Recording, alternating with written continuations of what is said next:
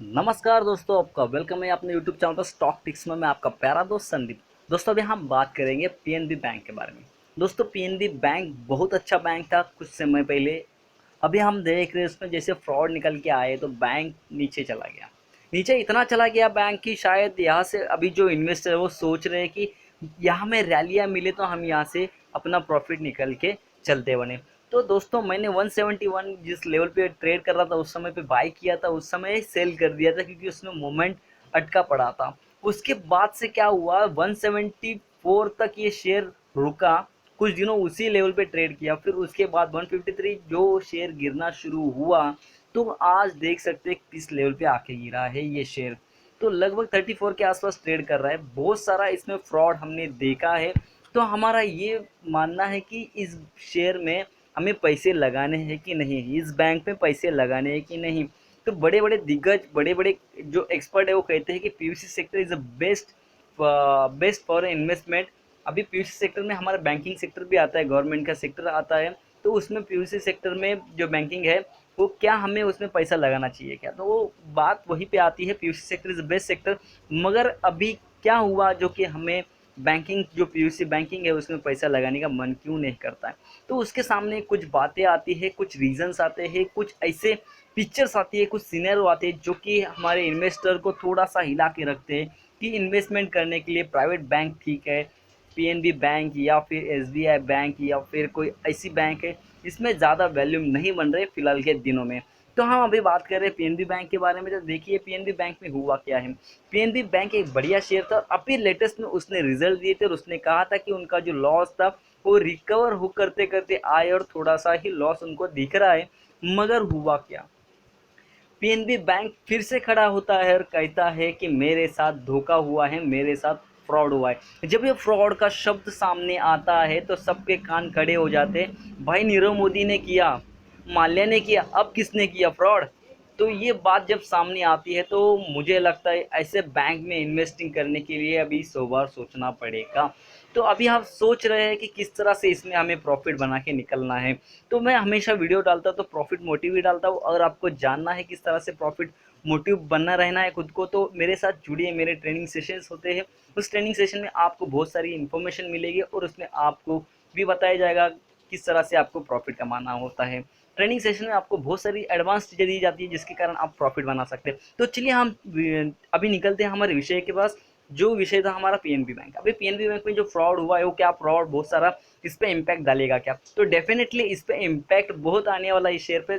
चलो लेके चलते हैं आपको टेक्निकल चार्ट पर, वहाँ पे जानेंगे ज़रूरी बातें और लेवल्स के साथ भी काम करेंगे। अगर आपने फ्रेश बाय किया होगा इसके रिजल्ट के देख के तो शायद थोड़ी सी तेज़ी देखने मिली होगी, मगर उसके बाद फिर से ये वही डंबल डंबल करना शुरू कर दिया होगा। तो ये ज़रूरी नहीं है कि आपने बाय किया है तो अभी थोड़ा लॉस दिख रहा है तो वेट करेंगे फिर तेज़ी आएगी निकल जाएगी। तो ये भी होता है कभी कभी कि आप जहाँ से लिया है वहाँ से तेज़ी से गिरना भी शुरू हो सकता है।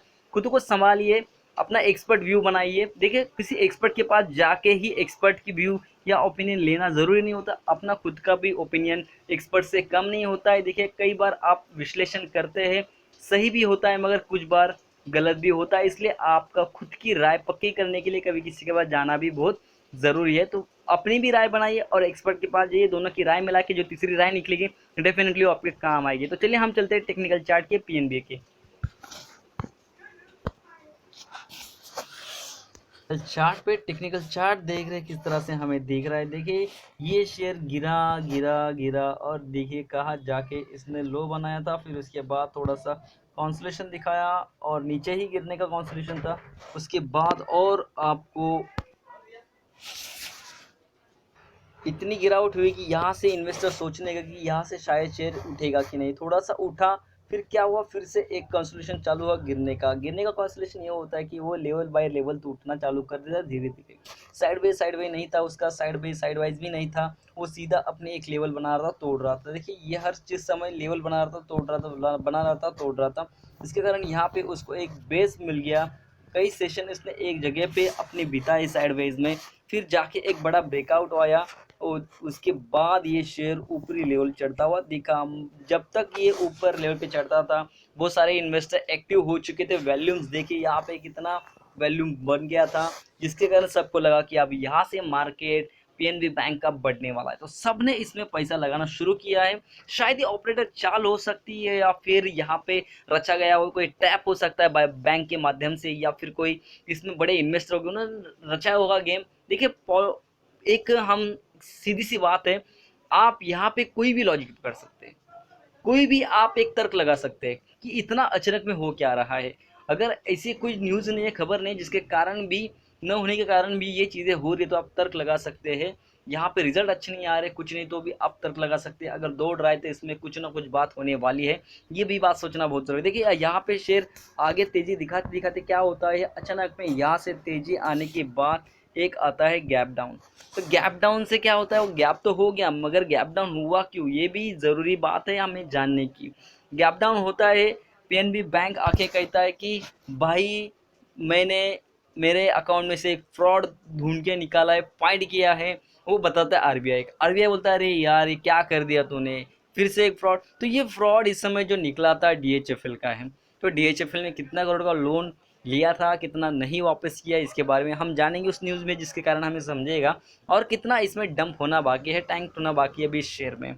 तो अब यहाँ समझ गए हो, लेवल की बात करेंगे तो अभी भी लेवल 35 का जो है वो एक मेजर सपोर्ट के साथ काम कर रहा है। अगर इसे तोड़ देता है शेयर तो 35 से लेके सीधा चला जाएगा 30 रुपीज़ पे, 30 के बाद 25। देखिए यहाँ पे सीधा 5%, 5%, 7%, 10%, 20% का यहाँ पे सीधा डाउन सर्किट लगना शुरू हो सकता है। तो बी अवेयर, आप तैयार हो जाइए। अगर आप सोच रहे हैं इसमें पैसा कमाने का तो पैसा बनेगा, मगर इसको सही लेवल पे खरीदने के लिए तैयार रहना है, मगर ना कि अभी आप सोचेंगे फ्रेश बाय के लिए। अगर फ्रेश बाय के लिए जाना है तो लगभग आपको इसके 40 के लेवल को क्रॉस होके ऊपर लेवल पे क्लोज होने के लिए आपको सोचना है। अगर ये 40 के लेवल के ऊपर क्लोज होता है, मैं बात कर रहा हूँ 40 रुपीज़ के लेवल के ऊपर क्रॉस करके चला जाता है, तो डेफिनेटली यहाँ पे आपको आने वाले दिनों में 50 का मूवमेंट देखने मिलेगा। देखिए मेरा ट्रेड हमेशा सिक्योर होता है, सेफ होता है, जिसके कारण आपको प्रॉफिट बनता है। अगर सेफ ट्रेड नहीं कर पाएंगे दोस्तों आप मार्केट में, आपका जो कंजर्वेशन जो थॉट है, वो कंजर्वेटिव थॉट है, आप वो नहीं मार्केट में उतार पाएंगे, तो आप मार्केट में सही से पैसा नहीं कमा पाएंगे। आप वॉरेन बफेट की स्टोरी उठा के देखो, या फिर राकेश झुंझुनवाला के देखो, वो कंजर्वेटिव बने हैं अपने प्रॉफिट के बारे में, संयम से काम लिया उन्होंने, वैसे ही आपको काम लेना है यहाँ पे भी। अगर प्रॉफिट लेवल की कगार पे आता है शेयर, तो वहाँ से आपको प्रॉफिट के लिए जाना है। और जिस तरह से आपको लेवल समझ रहे हैं, यहाँ से बाई के लेवल है तो वहाँ पे बाई के लेवल पे ही जाना है। प्रॉफिट है, प्रॉफिट के लेवल से एग्जिट होना है। अगर नीचे वाली लेवल पे जा रहा है तो आपको वहाँ पे स्टॉप लॉस लगा के, या फिर आपका जो भी स्टॉप लॉस होगा उसको स्टॉप करके निकल जाना है। तो ये चीज़ें समझनी है, ये मार्केट थ्योरी है, थोड़ा सा कॉम्प्लिकेशन और समझने के लिए शायद मुझे समझाना नहीं आ रहा है, या फिर समझ नहीं रहा किसी को, ये भी दिक्कतें हो सकती है, क्योंकि सबका माइंड अलग अलग तरीके से काम करता है। तो अभी ये बात हुई हमारे टेक्निकल चार्ट की, जैसे मैंने कहा निचले वाली सपोर्ट क्या क्या है, ऊपर लेवल पे कितने आने वाले टारगेट हो सकते हैं अगर तेज़ी बनती है। तो अभी बात करेंगे हम, देखिए ये रहा उसका सपोर्ट 35 का, जैसे मैंने कहा 35 का एक मेजर सपोर्ट है जो उस पर काम कर रहा है। और आप लाइन भी देख सकते हैं बढ़िया सा, यहाँ पे वो एक लाइन दिख रही है 35 के आसपास का, और गैप डाउन है तो थोड़ा सा गैप भरने के लिए भी समय जाएगा, मगर यहाँ गैप भरने का तो कुछ असर दिख ही नहीं रहे। यहाँ पे मैकडी की बात करें तो यहाँ पे मैकडी देख सकते हैं डाउन साइड क्रॉसओवर देने के लिए तैयार था, और या उसने डाउन साइड क्रॉसओवर दे चुका है। तो आपको तैयार रहना है इसमें। अभी आप सीधी इसमें शॉर्ट सेलिंग कर सकते हैं, या फिर उल्टा इंट्राडे में पैसा कमा सकते हैं। डेफिनेटली आपका पैसा बने, यही हमारी शुभकामनाएं रहेगी आपके साथ। तो चलिए न्यूज़ में जानेगा किस तरह से हमें बातें पता चलने वाली है कुछ ज़रूरी क्लियर क्या हो रहा है। पंजाब नेशनल बैंक में Punjab National Bank shares tanked 6.7% on Friday morning after the public sector lender informed that it is reporting another loan fraud to a Reserve Bank of India. PNB said that the borrower fraud of 3,688 crore related to the NPA account Mrs. Devan Housing Finance Limited. Punjab National Bank is infamous for the loan fraud. तो देखिए यहाँ पे clear बात हो गई है कि यहाँ पे बहुत बड़ा फ्रॉड हो गया है 3,688 करोड़ का, जो कि छोटा लोन नहीं है। तो यहाँ पे पंजाब नेशनल बैंक किस तरह से आने वाले दिनों में टैकल करेगी किसी चीज़ को, उसके बारे में भी थोड़ा सोचना ज़रूरी है। तो न्यूज़ को आगे देखिए क्या बता रही है न्यूज़ में। Punjab national bank is in famous for the loan fraud by dominated Nirav Modi is February 108, where the bank fraud itself in the middle of rupees of 14,000 crore fraud DHFL is a housing finance company is facing a bankruptcy proceeding. PNB shares were trading at 34.06 per share. Informed the stock exchange that fraud of 3,688.58 crore is being reported by PNB to RBI in the accounts of a DHFL. The bank has already made a provision amounting to 1,246.58 crore as per the prescribed prudential norms. The regulatory filing said in the March quarter PNB reported net loss 700 crore with the provision totaling to over 4,900 crore. Lenders across the board made a higher provision in the March quarter to ward off any spike in NPS after loan moratorium period ends. देखिए moratorium period and होने के बाद कोई NPS बढ़ने का उन्होंने आसार नहीं रखे क्योंकि उसने प्रोविजन बना के रखा इतना शायद हमें प्रोविजन बनाना ज़रूरी है क्योंकि इतना डिफॉल्ट होने वाला है ऐसा उन्होंने एक अंदाज़ा लगा कि इसमें प्रोविजन बनाई थी मगर यहाँ पे आपको पता चली गई है 700 करोड़ का लॉस हुआ इनको इस क्वार्टर में और 4,900 का प्रोविजन भी बना के रखा है क्योंकि एनपीएस आने वाले दिनों में बढ़ने वाली है। तो ये सब बातों का मद्देनजर रखते हुए ऐसी चीज़ें बना के रखी थी मगर ये सब प्लान पे पानी फेरता हुआ DHFL दिख रहा है और पीएनबी के बैंक पे अभी गहराता हुआ मंडराता हुआ एक साया हमें दिख रहा है घनघाटा जिसके कारण इसका प्रॉफिट आने वाले दिनों में शायद घट सकता है या फिर इसमें और तेजी की गिरावट हमें दिख सकती है। दोस्तों तैयार रहिए आने वाले पल के लिए। मार्केट में हमेशा अनसर्टेनिटी एंड सरप्राइज बने रहते हैं उसके लिए भी तैयार रहना आपका एक बहुत बड़ा रोल रहता है। दोस्तों वीडियो पसंद आए तो लाइक कीजिए, सब्सक्राइब दोस्तों का शेयर जरूर कीजिए। थैंक यू दोस्तों।